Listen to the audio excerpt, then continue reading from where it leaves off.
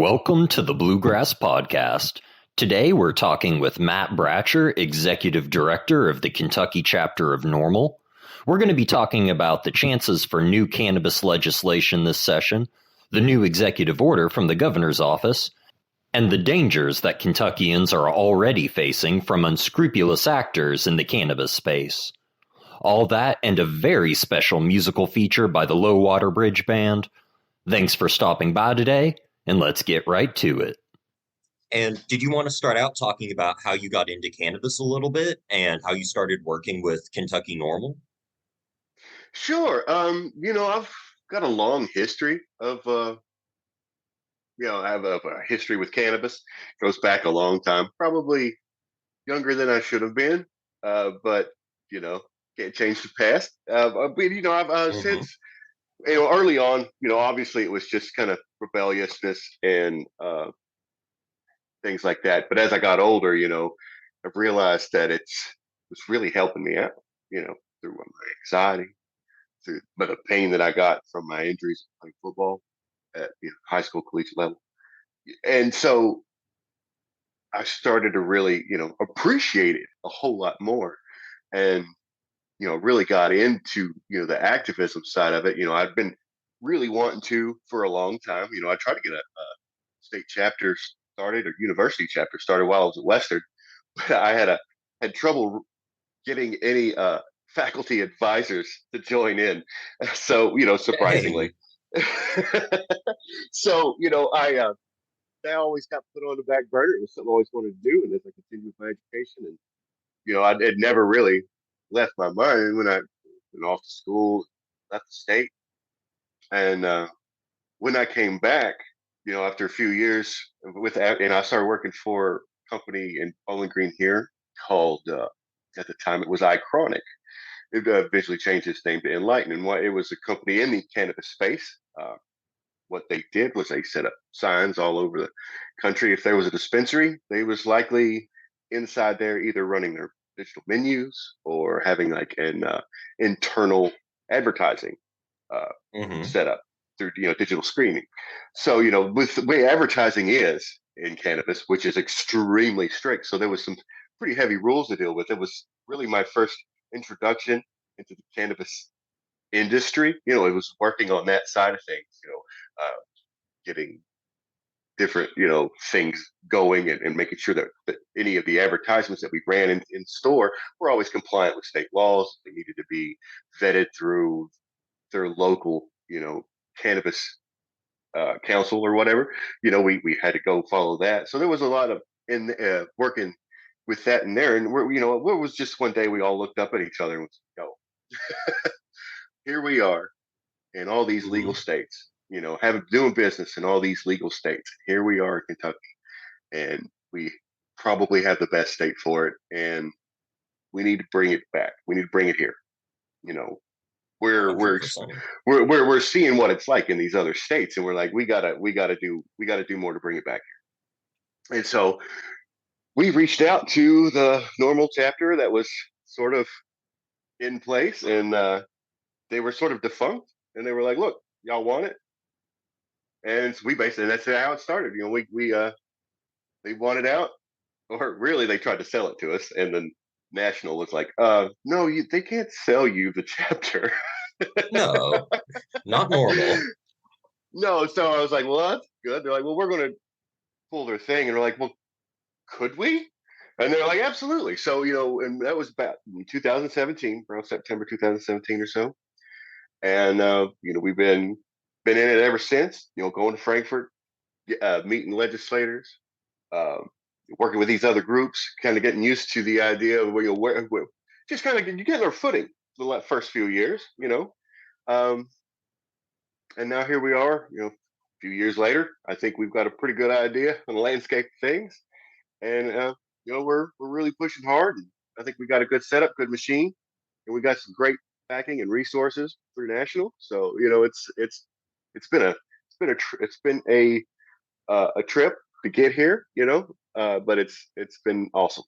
And you all have really taken off, I think, at least for my radar this year, with a lot of your projects and a lot of your activism and advocacy in Frankfurt, especially. Do you want to talk about that some this legislative session? Oh yeah, and honestly, that all the kudos to that goes to Lauren, our deputy director, my wife. She has really busted her tail to ensure a lot of stuff. Reaching out, working with these other groups, making sure projects come to fruition. Like she's been taking the lead on a lot of stuff this year, and she has knocked it out of the park. 100%. And I've noticed that like your social media is much more active, your website is much more active. You all have really like stepped up your game in a lot of different ways and like are running with the ball in a big way this year. That setup you Yeah. had in the tunnel. Oh, that was a very nice, working with Kentucky Moms for medical marijuana with that tunnel project was awesome. They had tons of great pictures of patients throughout the state, and we had I think it was a great display. 350 pictures of patients across the state. I think just about every county, every district was covered, and there was even some that had passed away. Gatewood Galbraith we had up there. Some of the activists that aren't with us anymore. They had those great Gatewood was right bumper stickers out at the table. Yeah, yeah. It's and it was. I think it was a good statement, and our side of it was really putting the facts up, making sure that as the legislators walk through that tunnel over to the Capitol, that they're not just confronted with the compassion side of it, but these are the faces that need it, but also that here are some facts, here are some studies that back up this choice. Like 37 plus states have already made this decision. They're not reinventing; they haven't reinvented the wheel. There's nothing novel about what we're doing or trying to do. So putting these facts in front of them, I think is so important. Especially for years, it's been compassion, compassion, um, and it's really changed a lot of people's minds over the years. But I think up to a certain point, it doesn't, right? Um, and there Hmm needs to be more. More people are more. Some people are more analytic. Some people are more, you know, uh, emotional as far as like how they may have their decision making. And that's okay. Everybody's different, and there's not one right way or wrong way to go through a process of making a decision, right? So hmm all we can do is give the best facts for them. You know, we got to get the best, the greatest studies that we can find that not just support us, because that's that's obvious. But we just all the newest research that we can get out. It's just that's what we can do. We've got access to so many new things as they come out through national. They like make sure that like, hey, new studies are coming out. One of our directors, Paul Armentano, he's forefront in like making sure that we got access to this stuff. He's works at University of Amsterdam, uh, and he's just a fantastic guy. He makes sure that we've got these nice books that are it's called Clinical Applications of Cannabis, and he keeps it updated about every couple of years or so. So hmm with the latest study, so it's a fantastic resource. And I think this year we're going to get a copy out to all of the senators. You know, show us like hmm how cannabis can affect the different aspects of someone's health. How it helps. We're also going to hit them up with a bunch of facts and figures from all across cannabis. Whether it's got to do with decriminalization, which is so very important, especially with working a medical program. I think it works. It's so important to have a tandem decriminalization program in place as well. And hmm show them the facts and figures about that. Where the disparity in arrests are. Show them like how teen use drops when it becomes regulated. Surprise! hmm It's harder to get your hands on it. Um, you know, so there's a lot of good things. Like DUIs go down because people are drinking less, honestly, um, and that's all a good thing. It's good for over. It's kind of hard, to explain to these people that it's great for our health, overall general health of our people. When for years they have been told how bad it is. and hmm so we don't have an endocannabinoid system inside of our body for no reason, right? So it's hmm just now getting around to where doctors are being taught this, uh, people are starting to be more educated that it is very important. It's Mm-hmm. important for our overall health. And so to get them to change their mind on this is just by putting these things, these facts and figures back in front of them, and just letting them know, hey, this not that you've been lied to, but they were mistaken. Not that you're Mm-hmm. wrong, but you just you just got the wrong information. You weren't you haven't made the wrong decision based on what you thought you knew, right? Mm-hmm. It's basically what I would try to tell them. You Mm-hmm. haven't made the wrong decision. With what you thought you knew. That's a very valid decision. Come to, but here are some new facts. So let's look at these facts. Let's add that into what you think you know, and let's come on a new kind of stance on cannabis policy reform.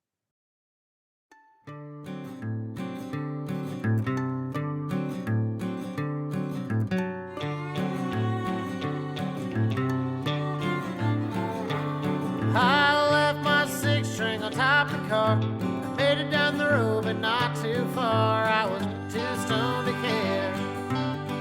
Too stoned to care. I came home lit, ain't no surprise. Should have seen the look on my old lady's eyes. I was too stoned to care. Too stoned to care. I've got a lot of problems running through my mind. They all disappear when I'm high. Too stoned to care.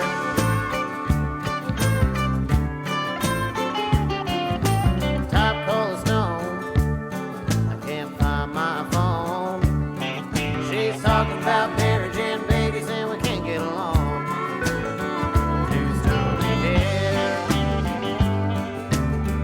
Too stoned to care. Well, shark got shot, drank his fill, got fucked up and fell down the hill. He was too stoned to care.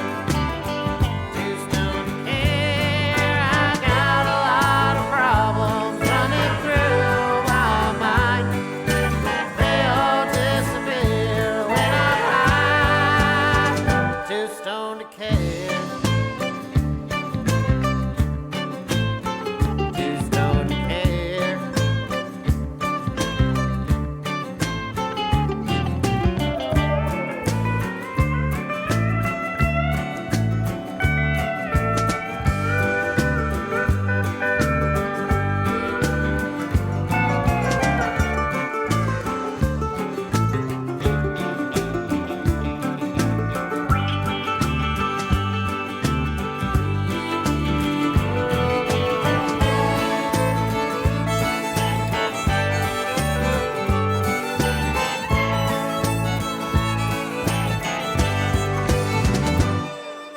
Walking through the woods, doing what I could. Turkey tail, take it in town, goddamn it's good. Too stoned to care. Too stoned to care. I got a lot of problems running through my mind. They all disappear when I'm high. Too care to stone. Can't find my phone.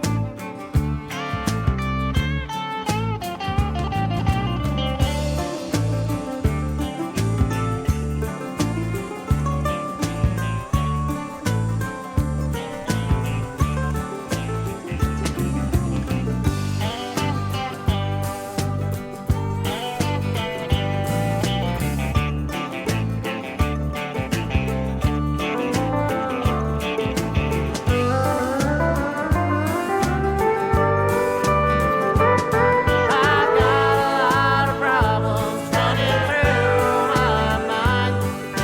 They all disappear when I'm high.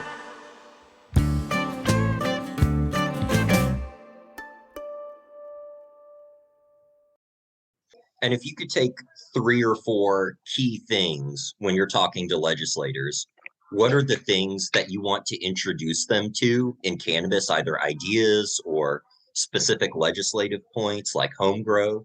What are you really talking to them about in the nuts and bolts of what are you asking for patients or for rec or wherever you see this going? Mhm. Well, it's right now it's all medical, and decrim, right? That's so important.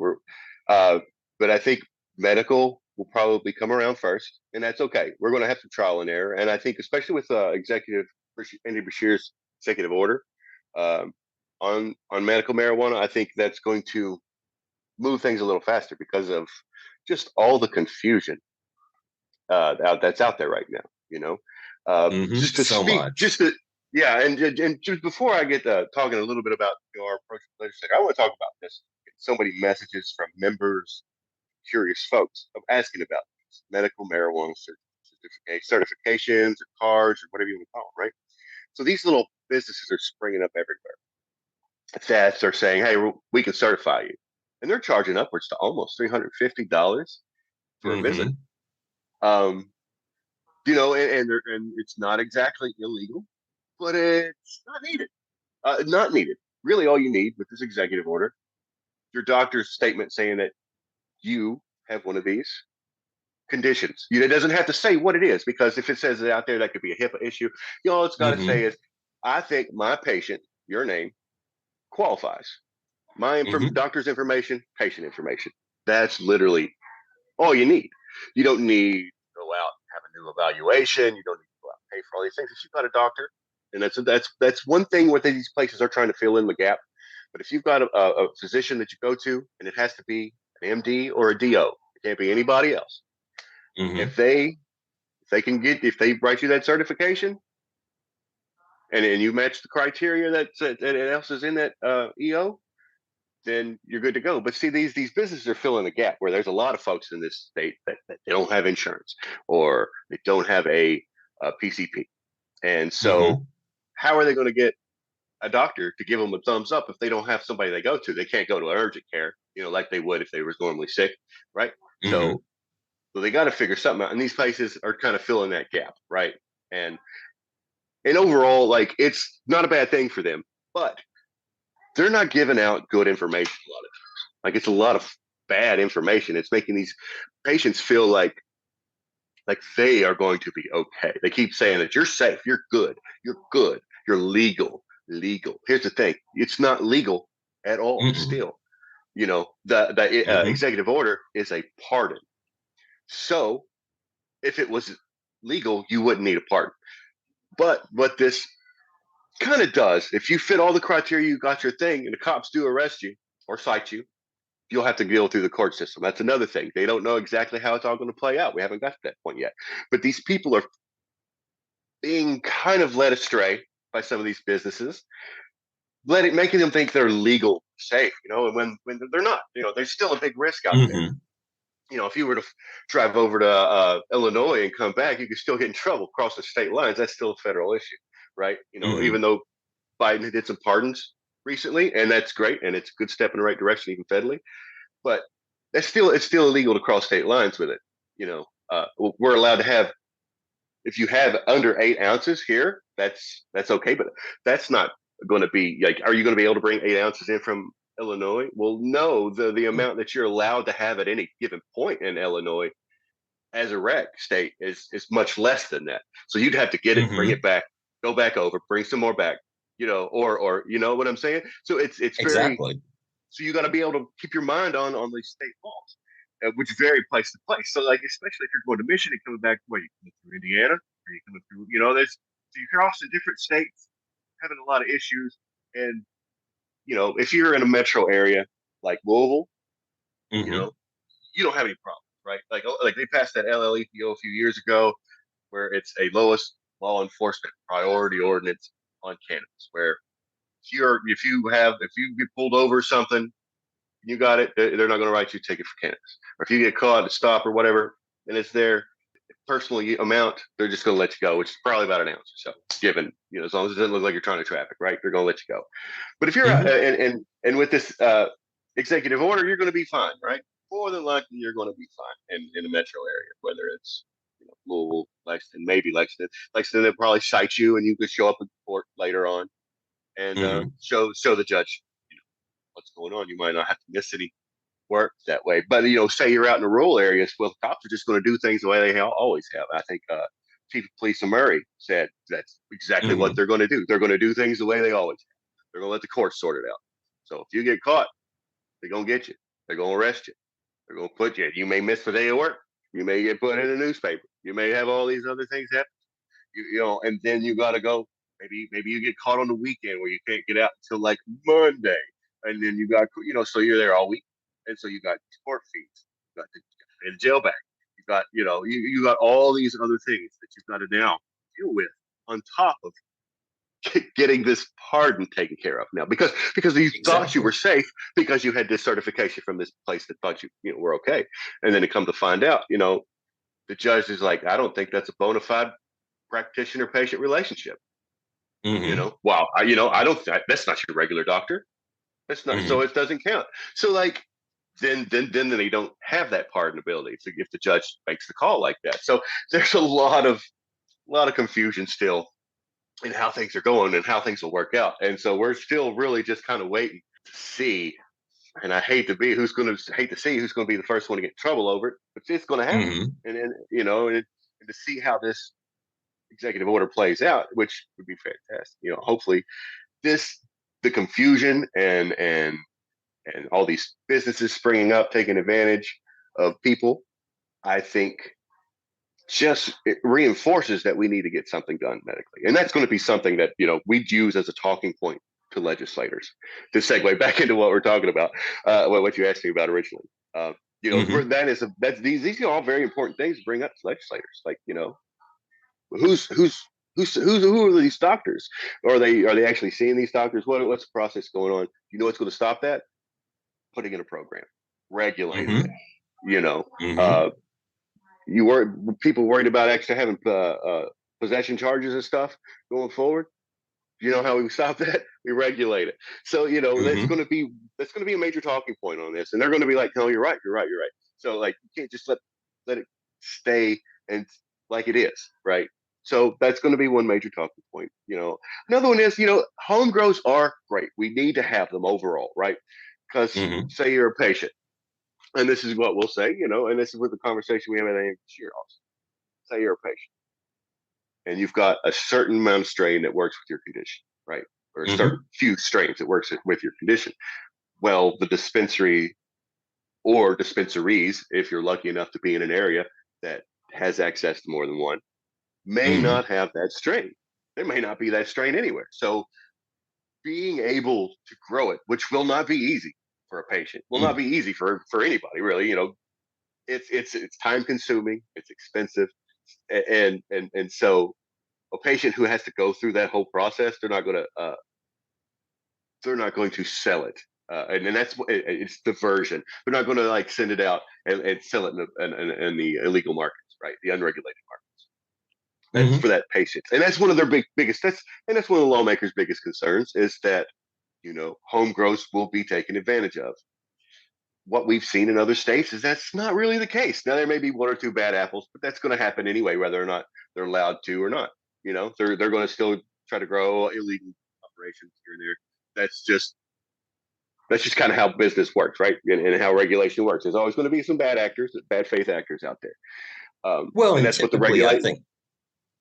I was going to say, typically the bad faith actors, I think, aren't home growers. They're larger groups or organizations that are operating illegal grows in earnest. Absolutely. If you're a home grower with a 5 or 10 plant limit, I struggle to see how that has any sort of relevance to a 50, 100, or even an acre grow someone's putting out.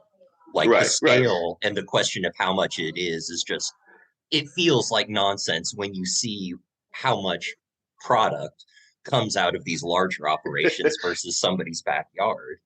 Oh, absolutely. And if you're on an 8 plant limit, you've got to make sure that your rotation works so you always have something, right?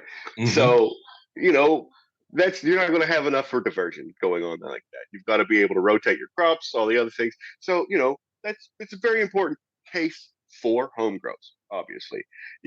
There's not a diversion issue.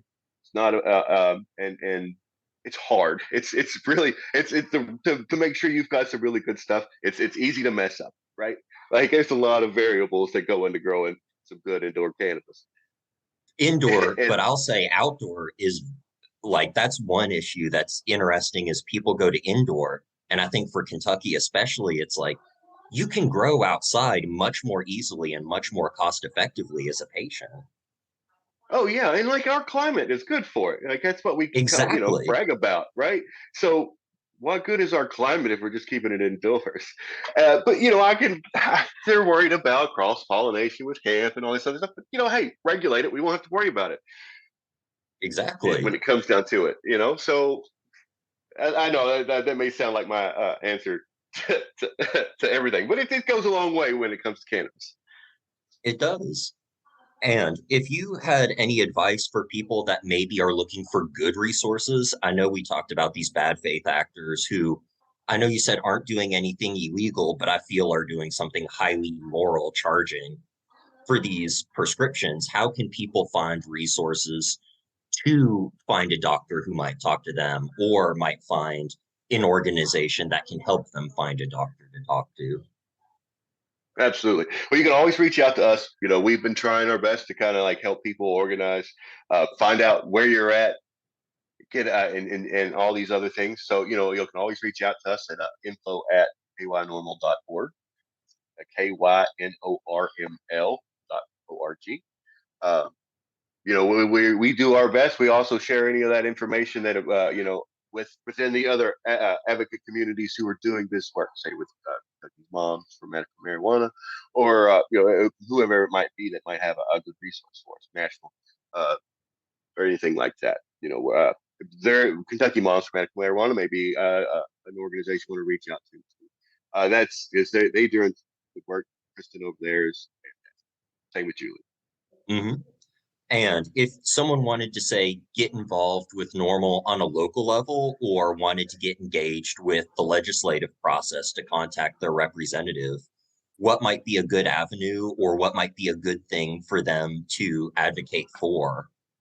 Well, the big push really is we need it. We are way behind on getting a medical marijuana program. So that's our big thing. But just any kind of forward progress, as far as we're so far behind, any kind of forward progress is good progress in my opinion. So you come to normal.org, KY normal.org. We've got all kinds of good resources to kind of get involved, to get in touch with us, to reach out to your legislators, how to call the LRC, tell your legislator, vote for these bills. Please support cannabis policy reform. You can write them on your state, national level. Let them know, hey, I support this. Please, look into supporting these bills. So, there's a lot of ways. We got a lot of resources for people to use and have access to. And working at the local level, it's, every once in a while, it's just about getting people together, right? So if you want to have a little meeting Mm-hmm. at your local library, or some place where you can have a meeting, and you need some resources, holler at us. We'll let you know. We'll get you some stuff. Get you some information to help pass out. Whatever, we'll help you get going. Mm-hmm. There's a big push, and we want to get as many people involved as possible. That's the key. And the more our legislators hear from us, the more apt they are to change. Like there's some of them will be like, no, they elected me to make decisions, not to be on their whims, right? So that's fine. So we have to change those people's minds. There are also those legislators who's like, I represent the people. Let me know what you think, and they literally do polls on their constituents, and kind of work from there, which is a great way to do that, right? That sounds very, hey, you voted me to represent you. What do you want? So I think that Mm-hmm. works. But for every legislator, it's different. But it's easy to reach out to them. They're more than happy to talk to you. Have a conversation. They represent you. They kind of want to hear from I know this time of year they're really busy, but it doesn't take nothing to drop an email. Or we've got our resources that we can write them. You can just delete the whole letter that we've got set up and put your own words. Tell your story to these people if you want to. There's all kinds of ways that you can be involved and help out. And on a little bit of a positive note, there's been a slight, but I think maybe meaningful change this year from the legislators where I believe Thayer and Stivers aren't saying yes, but they've said they won't say no. Can you talk about that a little bit? Because I think that's due to you all and some of the other groups very much. Well, it's years and years of going up there, right? How many years in a row have there been a medical marijuana bill. And how many years in a row has we had it pass the House? Now it's time for the Senate to step up, make a difference, right? Mm-hmm. So that's where things are different this year. We're starting in the Senate. There's other bills that'll be brought up, put everywhere else. But like as far as a big push, we got to get the Senate on board. Because we know in general, in that the House is on our side. There's the votes are in there, but I think we've got the votes in the Senate. We've just got to get it heard. We got to get the right bill in front of them. We got to get the right information in front of them, right?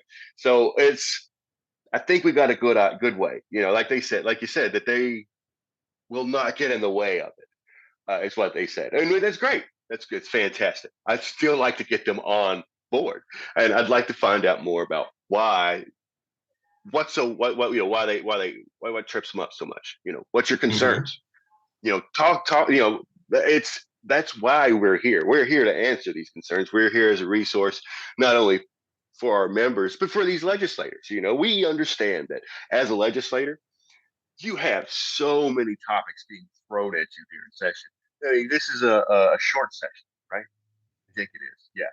Mm-hmm. And so they're going to have probably a couple hundred bills or more thrown at them, along with all the amendments that go with it, all the ones that don't make it, all the ones that they have to vote on, all the committee assignments. So, like, they got a lot of information being thrown at them in the next 60 days or so. And you got to make it easy on them. You got to find out what they want. Like, okay, all right. What do you want to hear, right? Like, what do you want to know about? What are your questions? Because if you just give them a bunch of information that they don't want to know about, that ain't helping you out any. They're not going to look at it. But you find what they're interested in. Find out how it works. We're sending out where we broke people down into their committee assignments, and we're looking like, okay, what facts can we send these that relate to their committees? And so, that's another thing that they're going to be like, oh, wait, yeah, all of these kind of fit with what I sit on. So, it's not a bunch of useless information about agriculture if you're on the Justice Committee, right? Or about, it's all medical stuff if you're on the Health and Wellness that ain't got nothing to do with rec or things like that. So it's just giving them the information that's relevant to where they sit it. That's what they work on. And I think that'll go a long way too. And was there anything that you wanted to talk about or that you'd like to get the word out about? Events coming up in the future, pushes that you all are going to have, just information you think might be good for listeners to know? Always, if you sign up on for our newsletter, you can stay up to date on anything that's coming up, any of the events, any major pushes for legislation, any news that comes out. We've got a great build tracker on our website that it tells you when like first thing in the morning it does an update. So like if something happened last night, first thing in the morning updates, you'll find out if it has moved from committee or it got assigned to a committee or got a vote, or if they've added new co-sponsors. So that's a very good resource for people who want to keep up with the bills, and we've got them all kind of like lined up on there. There's just a lot of ways to kind of keep them board. And I know, like, I keep plugging that website, right? So that's where we got a ton of resources, got great blogs, good information on there too. So, and you were talking about where are we going to, we're working on getting a directory set up for cannabis businesses, ancillary companies, legal companies, legal, attorneys, when doctors and legitimate ones come through for things like that, we'll have them up in a directory too. And these are people that we'll vet because we're going to put our organization's name on it, but we're going to try to get us a good directory going. So we'll have another resource for our members, for the people of Kentucky.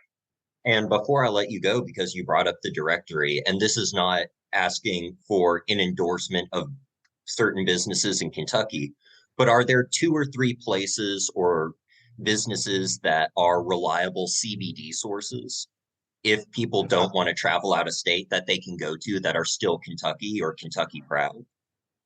Oh, absolutely. There are some good ones. The 502 Hemp, they've got stores in Kentucky and Indiana, and also One Love Hemp Dispensary. They've got stores in Kentucky and Indiana. I'm pretty sure both of them ship. anywhere in the state, probably anywhere in the country, honestly.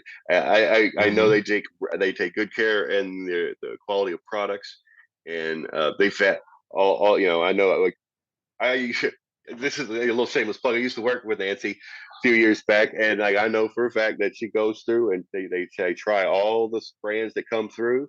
They test all the stuff to make sure that it's good quality products before they even put it on their shelves. And I know DD over 502 is the same way. And they got their own brands and stuff. They got some other ancillary brands that show up that they wouldn't put them up there if they didn't believe in them. So those are two that I absolutely for sure.